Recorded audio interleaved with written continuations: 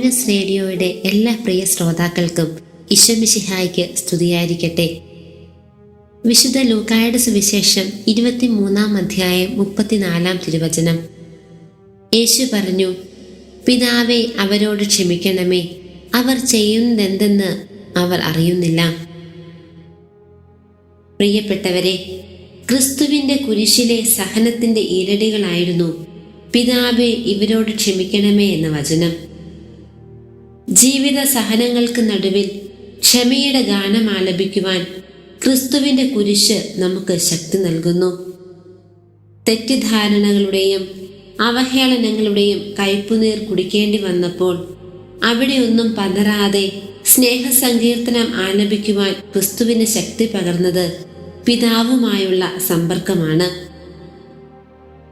പിതാവുമായി സമ്പർക്കത്തിലായിരിക്കുവാനുള്ള കാലഘട്ടമാണ് നോമ്പ്. അതിൽ ജീവിതയാത്രയിലേറ്റ നൊമ്പരങ്ങളുടെയും അവഹേളനങ്ങളുടെയും തെറ്റിദ്ധാരണകളുടെയും കുരിശുകളെ അലിയിച്ചു കളയുവാൻ സാധിക്കും.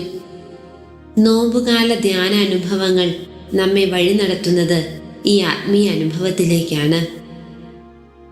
ക്രിസ്തുവിന്റെ കുരിശിലെ ക്ഷമയുടെ രംഗങ്ങൾ നമ്മുടെ ജീവിതത്തിനും വലിയൊരു വെളിച്ചമാണ്. ജീവിതത്തിലെ പരിമിതികളുടെയും പരാധീനതകളുടെയും ഭാണ്ഡക്കെട്ടുകളുമായി വഴിമുട്ടി നിൽക്കുമ്പോൾ ക്രിസ്തുവിന്റെ കുരിശ് നമുക്ക് അഭിമുഖമായിട്ടുണ്ട്.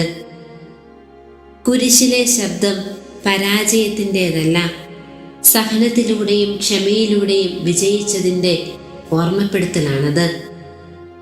ചിലപ്പോൾ നമ്മോട് തന്നെ പൊരുതാൻ പഠിപ്പിക്കുന്ന ചില പാഠങ്ങളും കുരിശിലുണ്ട്.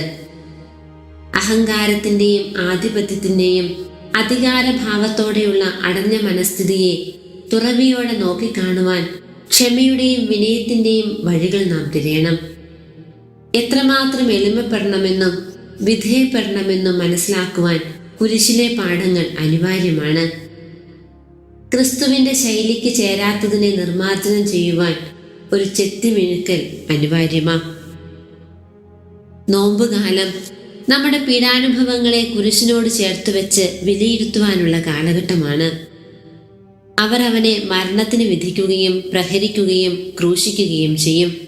എന്നാൽ 3-ാം ദിവസം അവൻ ഉയർപ്പിക്കപ്പെടും. മാനസികവും ശാരീരികവുമായി മനുഷ്യൻ എത്രമാത്രം പീഡിപ്പിക്കപ്പെട്ടാലും ക്ഷമിക്കുവാനും സ്നേഹിക്കുവാനുമുള്ള ഹൃദയവിശാലത ഉണ്ടായാൽ അവിടെ കുരിശ് ഉത്ഥാനത്തിൻ്റെയും മഹത്വത്തിൻ്റെയും പ്രത്യാശ നൽകുന്ന കിരീടമായി ഭവിക്കുമെന്ന് ക്രൂശിതൻ നമുക്ക് കാണിച്ചു തരുന്നു.